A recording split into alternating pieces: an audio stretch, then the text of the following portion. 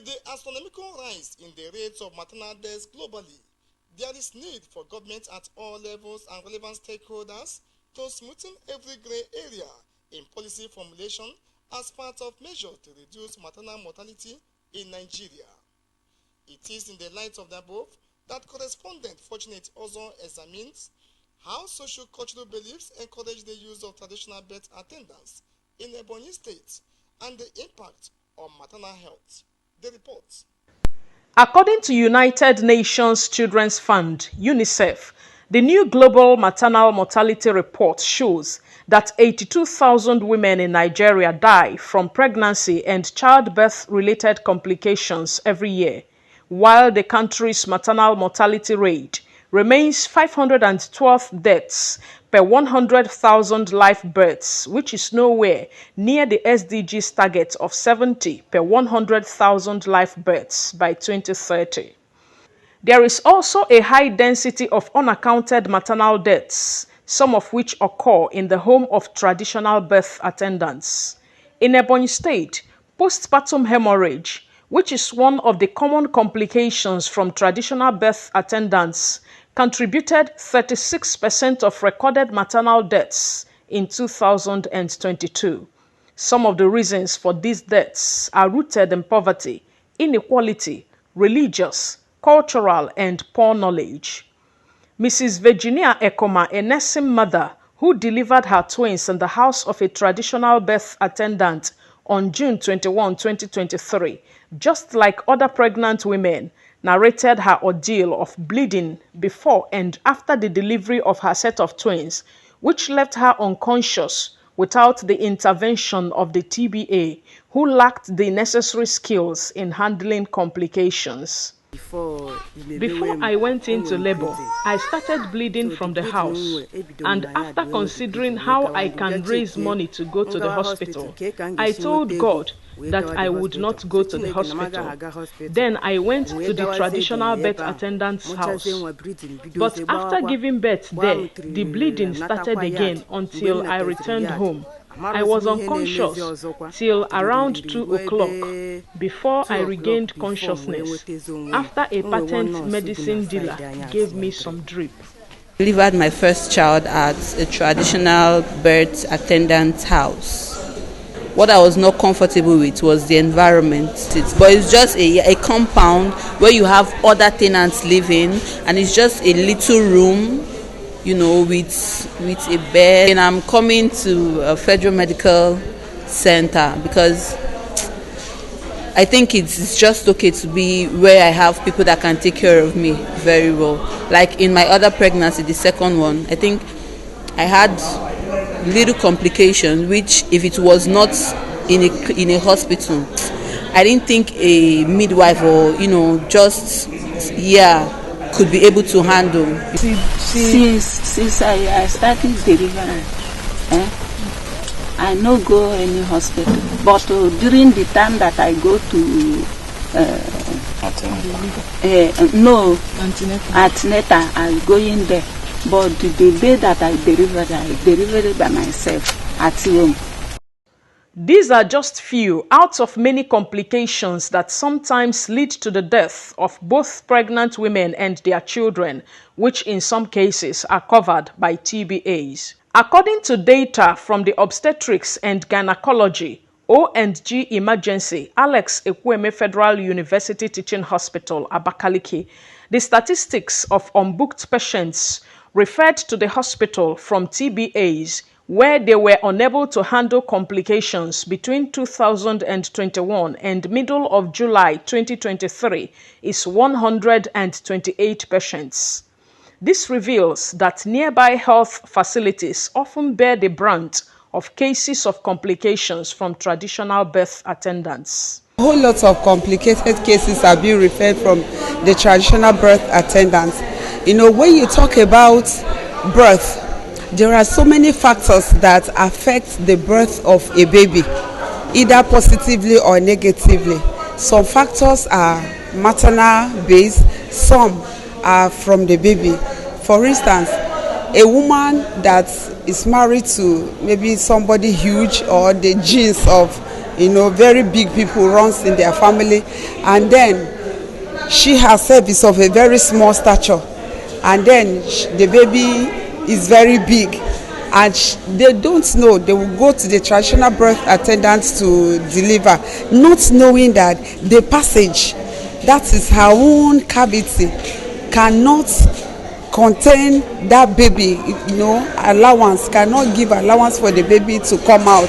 In medical, the midwifery terms, we call it cephalopelvic disproportion.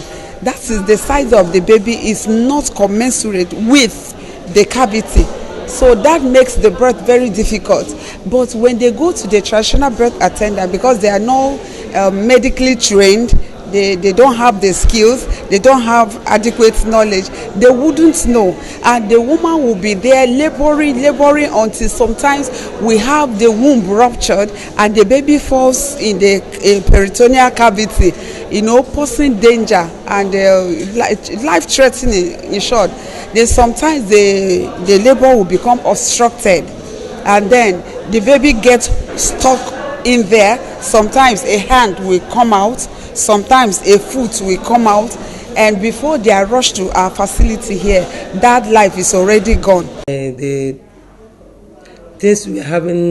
problem we're having here is much of what the traditional birth attendant will normally do with our patients outside there. Before they have brought the patient here, the patient will be bad, and we're not happy with them. At times, we normally educate our patients that whenever you went there, like in a health center, and they know that this condition, you're not going to be able to treat it, let them refer it to us. But ideally, the things we normally see there is not encouraging, because at times when they brought the patient here, the patient will even die in the vehicle on the way coming, and they have brought it in the front of A&G emergency. The MVA, when incomplete miscarriage, we have the register. Okay. And most of them that is coming from traditional birth attendants, they normally fall in this category. Okay. Because at times when they go there, the people who are there that are managing them, they say that they are doctors or nurses. They are not doctors or nurses, they are traditional birth attendants. Before they are going to rush the patient here, it should be incomplete abortion or inevitable abortion. We carry out our procedure. You understand? Some of them fall inside here from the village, rushing them here. We have been having series of them, the cases of the people that will go to TBA instead of them to come to a health center where the people working here are trained, are qualified. We have nurse midwife, we have nurses, we have CHUs trained, and BMOC, all of them are trained to render that service of delivery. But they will go there. When they go there, when they will come here is when the condition is already bad. Their service will swallow. When you check the fetal heart rate of the baby, you might not hear the fetal heart rate of the baby. That's to say that they have stayed there for 3-4 days. The baby in the womb has died. So we see a lot of them every day, unbooked patients. When they come, we'll ask them. They will be trying to cover. They will say, one thing with the clients or those women is that they don't tell you the truth. But we used to paint them so that we'll get, because when you don't know what has happened, you don't know where to intervene. So that's how we have been doing it. But thank God, when they come, we have a visiting doctor here. At times it will lead to surgery. At times it will be the one we do ourselves. At the end, it will lead to a successful story. But majority of them lose their babies. Ebonyi State Coordinator, Reproductive Health and Safe Motherhood said that no traditional birth attendant has been prosecuted in the state so far, but speaks on various laws and efforts of the state government to arrest a traditional birth attendant who is now at large in Ebonyi Council area for the death of 2 women who came to deliver their babies in her house. The traditional birth attendants, it's not only in Ebonyi State that they are causing so much havoc. In the past, we have tried to regulate them through law, the MCCI law. But to no avail. They still continue to do what they do. And they are there causing so much havoc because there is no way you can compare somebody who is skilled to somebody who is not skilled. Well, thank God our government, the present government, has health as one of the priority areas. And we are going to, bring them out once again to tell them their limits. Because you see a woman like the one that we visited sometime just last month when we heard what she did. We went there, though on sighting us she ran away. They hid the woman in one of the rooms.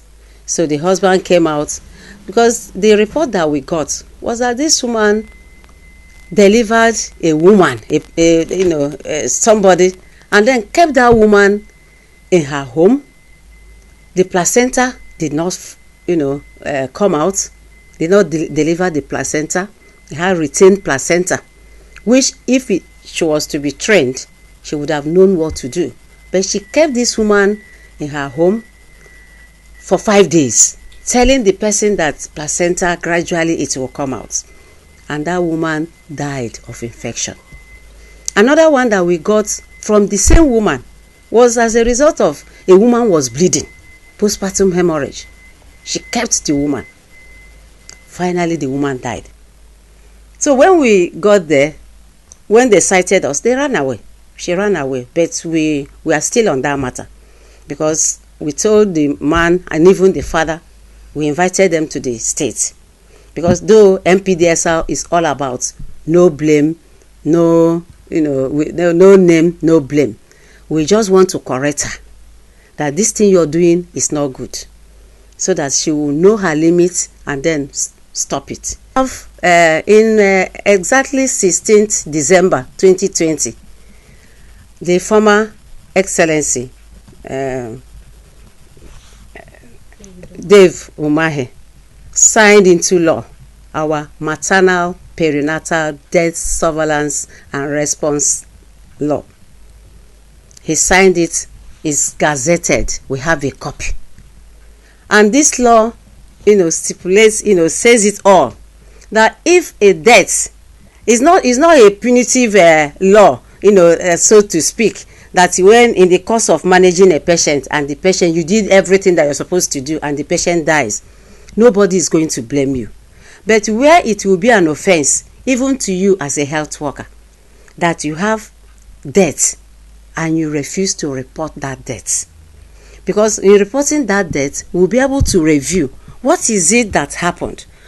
Is there anything that the government, is there anything that the community, is there anything that even you as an individual should have done that would have prevented this death?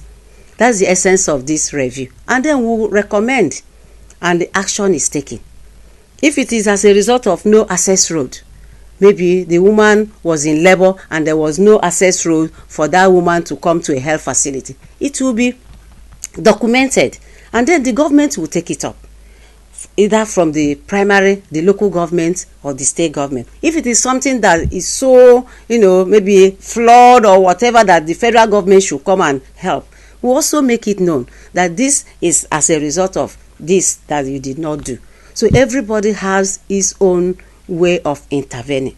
So in that kind of a thing, that law is operational because it is there since 2020. And this saying that if you're ignorant of a law, it does not give you you are not exempted. So that law is there. If you even at the community, because we have the community, the committee at the community, of which the TBAs are also part of that committee. If you fail to report any death that happens in your community, you are liable. Into some of the the punishment, you see some of them getting up to 3 months imprisonment, getting up to 6 months imprisonment, getting up to paying up to 100,000 naira, and even both will be given to you. Despite the glaring dangers and implications of using traditional birth attendants during childbirth, a reasonable number of rural women in Ebonyi State still patronize them, giving high cost of hospital bills as one of their reasons. No, I have never been to any hospital for childbirth before. There is one woman in this village, anytime I went into labor, she would be called. Even when my baby died in the womb, the woman also helped me to deliver that baby. There is need for orthodox and traditional medicine to coexist because some of these villagers are not mobile. They don't even have motorcycle, especially when labor starts in the midnight. Before they will find means of transportation, the TBA that is close by will be called to help out. Before a pregnant woman will be rushed to the hospital, it took up to 5 hours, 6 hours. And even transportation is a very big problem. But when the bed attendants, these traditional bed attendants are very close, the woman will be rushed there and will be attended to quickly and they will deliver safely. So I'm appealing to the government at least to assist these traditional bed attendants, give them training so that they will be equivalent to those trained nurses. Most of these traditional birth attendants lack the requisite skills, structures, and equipment for handling childbirth. That is why they use huts situated in their yam barns and kitchen line rooms as their facility. Some of the TBAs interviewed by NTA News denied ever encountering complications in their many years of practice and called for support and training from relevant authorities to enable them function better. If you come to my house and you are pregnant, there is a herb I will pluck from the bush and give to you, and you will deliver your baby. If anyone is bleeding, I will also go to the bush, get some herbs and give to the person. That bleeding will stop, and I will tell the person to go to the hospital. When my mother-in-law was still alive, whenever she was performing female circumcision, she would call me to watch. When she became old, if they brought people for circumcision, I will be the one to handle it. But now, if a child is born and it is a female child, like my son's wife that gave birth to a female child, I used Vaseline to press down her clitoris instead of cutting it. What I want the government to do is this. Since a health center is close to my house, any day labor becomes difficult there and there is no doctor around, I can go there and help out. After that, the government can give me whatever they deem fit. I am currently at Ishieke in Ebonyi local government area of Ebonyi State to interact with this woman here. This woman is a traditional birth attendant residing here, and she started conducting deliveries for pregnant women since she was a child when she learnt it at Akbugo in Enugu State when she was about 9 years old after her primary school days. And this is the hut where she conducts deliveries. She said she lost the key and she's looking for how to gain entrance again. As you can see, this is just like a kitchen line. I started practicing. I have never had any problem or complication cases that led to any loss. When you come, you will just enter that way and give birth to your baby and go home. I can tell you that almost all the children in this village were delivered in my house. Just that nowadays, hospitals and health centers seem to be everywhere, and I don't get many pregnant women coming to give birth in my house again. But if it comes to childbirth, most people that still come here to my house are those that go into labor at odd hours of the night when they cannot go to the hospital, and after giving birth, they carry their children and go home. If I look at you and see that I cannot handle delivery for you, I will ask you to go. So, but if my spirit doesn't allow me, I will tell the person to go. I used to get some herbs from the bush there, which I prepare and give to pregnant women. Those herbs induce and hasten labor. Before, I was charging between 1,000 to 3,000 naira for each delivery, but now my delivery rate is 5,000 naira. In spite of the influx of rural women in TBA's homes for childbirth, The available data of women visiting the Alex Ekwueme Federal University Teaching Hospital, Abakaliki, for delivery in a month ranges from 300 to 400 women, while the hospital's new delivery rate is between 10,000 to 18,000 naira for normal delivery and 70,000 to 100,000 naira for delivery through cesarean section, as against the old delivery rates, which was between 35,000 to 40,000 naira for normal delivery and between 150,000 to 200,000 naira for cesarean section, respectively. The traditional ruler of Nkaleke Kyarunuho Autonomous Community, Eze Sunday Oketa, speaks on efforts by his cabinet in sensitizing women of his community on the need to visit hospitals during pregnancy and harped on the need for government to provide more hospitals in rural areas. I have so many people that are well educated, who educated people. Those people are my cabinets.